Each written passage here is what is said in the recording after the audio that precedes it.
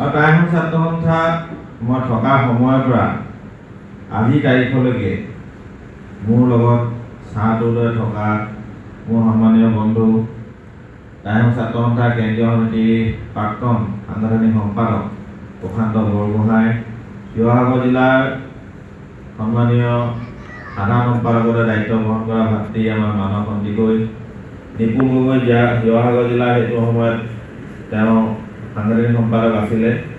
গতিকে সকলোৱে আজি ইয়াত উপস্থিত হৈ মোক যি আপোনালোকে সন্মান দিলে তাৰ কাৰণে আন্তৰিকতাৰে আপোনালোকক আচলতে ধন্যবাদ জ্ঞাপন কৰিছোঁ।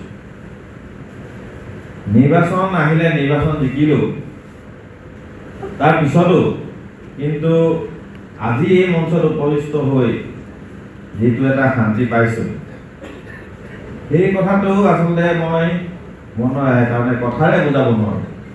কিয়নো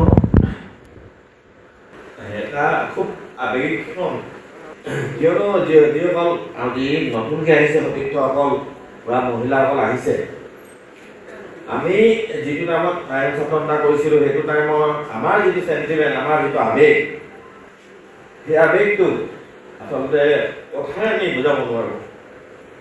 কিয়নো মই দুজনকৈ সতীৰ্থ তাই ছাত্ৰ সন্থাৰ আমাৰ উপদেষ্টা অশেষ চেতিয়াদেৱক আমি হৰুৱাইছোঁ। মোৰ সেইটো সময়ৰ সভাপতি প্ৰাঞ্জল ৰাজখোৱা ডাঙৰীয়াক মই হৰুৱাইছোঁ। আজি এই মঞ্চত যদি তেওঁলোক লগত থাকিলেহেঁতেন তেতিয়াহ'লে হয়তো তেওঁলোকো খুব আনন্দিত হ'লহেঁতেন। যি নহওক, যেতিয়া আকাশৰ পৰা মঞ্চখনৰ পৰা আঁতৰি গৈ যেতিয়া মই ভাৰতীয় জনতা পাৰ্টীত যোগদান কৰাৰ সিদ্ধান্ত গ্ৰহণ কৰিছিলোঁ, বহুতে মোক সেইটো সময়ত বহুতখিনি কথা কৈছিলে, কিন্তু এটা কথা মই আজি স্বীকাৰ কৰিছোঁ আপোনালোকৰ আগত, কিয়নো সেইটো সময়ত সেই সিদ্ধান্তটো খুব কঠিন সিদ্ধান্ত আছিলে। সেইটো সময়ত কংগ্ৰেছৰ চৰকাৰ আছিলে, গতিকে সেই সময়খিনিত ভাৰতীয় জনতা পাৰ্টীক কৰিবলৈ যোৱাত অলপ কঠিন আছিলে। কিন্তু সেই সময়খিনিতো তাই ছাত্ৰ সন্থাৰ মোৰ বহু সতীৰ্থই মোক বহুত সাহস দিছিলে তেওঁলোকে।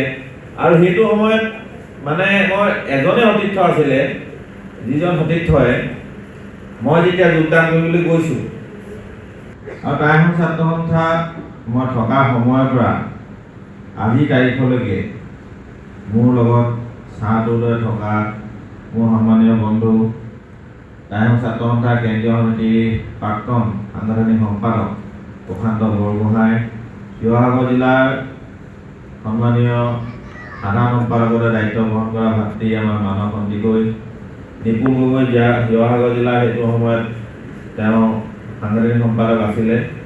গতিকে সকলোৱে আজি ইয়াত উপস্থিত হৈ মোক যি আপোনালোকে সন্মান দিলে তাৰ কাৰণে আন্তৰিকতাৰে আপোনালোকক আচলতে ধন্যবাদ জ্ঞাপন কৰিছোঁ। নিৰ্বাচন আহিলে, নিৰ্বাচন জিকিলোঁ, তাৰ পিছতো কিন্তু আজি এই মঞ্চত উপস্থিত হৈ যিটো এটা শান্তি পাইছোঁ, সেই কথাটো আচলতে মই মনৰ কাৰণে কথাৰে বুজাব নোৱাৰোঁ। কিয়নো এটা খুব আৱেগিক ক্ষণ, কিয়নো যিসকল আজি নতুনকৈ আহিছে সতীৰ্থসকল বা মহিলাসকল আহিছে, আমি যিটো টাইমত সচেতনতা কৰিছিলোঁ সেইটো টাইমত আমাৰ যিটো চেণ্টিমেণ্ট, আমাৰ যিটো আৱেগ, সেই আৱেগটো আচলতে কথাৰে আমি বুজাব নোৱাৰোঁ।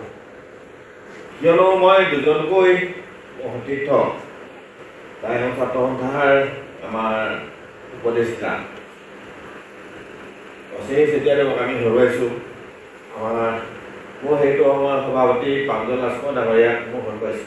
আজি এই মঞ্চত যদি তেওঁলোক লগত থাকিলেহেঁতেন তেতিয়াহ'লে হয়তো তেওঁলোকো খুব আনন্দিত হ'লহেঁতেন। যি নহওক,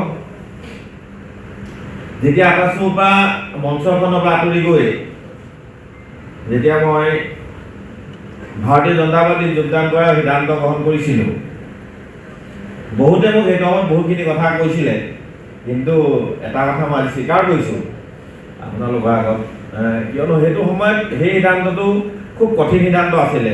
সেইটো সময়ত কংগ্ৰেছৰ চৰকাৰ আছিলে, গতিকে সেই সময়খিনিত ভাৰতীয় জনতা পাৰ্টীক কৰিবলৈ যোৱাত অলপ কঠিন আছিলে। কিন্তু সেই সময়খিনিতো তাই ছাত্ৰ সন্থাৰ মোৰ বহু সতীৰ্থই মোক বহুত সাহস দিছিলে তেওঁলোকে। আৰু সেইটো সময়ত মানে মই এজনে সতীৰ্থ আছিলে, যিজন সতীৰ্থই মই যেতিয়া যোগদান কৰিবলৈ গৈছোঁ